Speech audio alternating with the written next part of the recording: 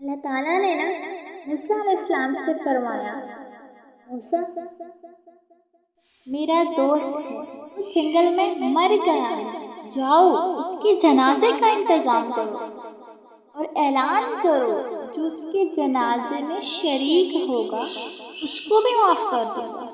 کون ہے وہ انسان؟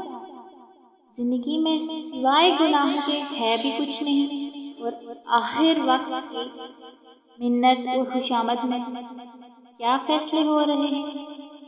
لوگوں نے دوڑ لگائی، آگے دیکھا تو وہی نوجوان شرابی، زانی، جواری۔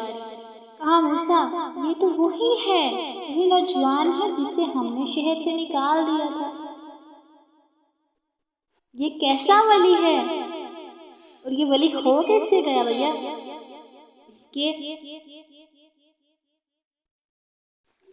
اس کے جنازے میں جو آئے گا اس کو بخش دیا جائے گا۔ موسیٰ علیہ السلام نے اللہ سے پوچھا، یا اللہ میرے بندے تو یہ کہہ رہے ہیں تو بہت برا ہے، اور تو کہہ رہا ہے یہ میرا دوست ہے، اب تو ہی بتا میں کیا کروں۔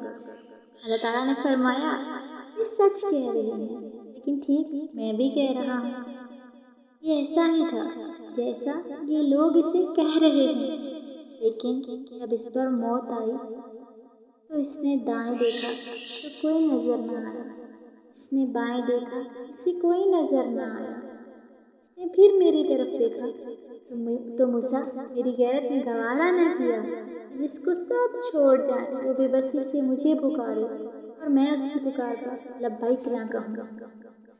تو کیا ہم لوگوں کو ان کے گناہوں کی وجہ سے معاف کرتے ہیں؟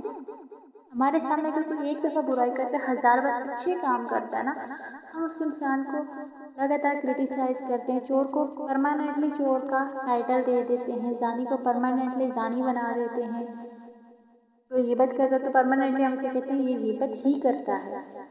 ہم اپنے من میں اس انسان کی ایک امیج بنا لیتے ہیں، ہم اسے بخشتے نہیں۔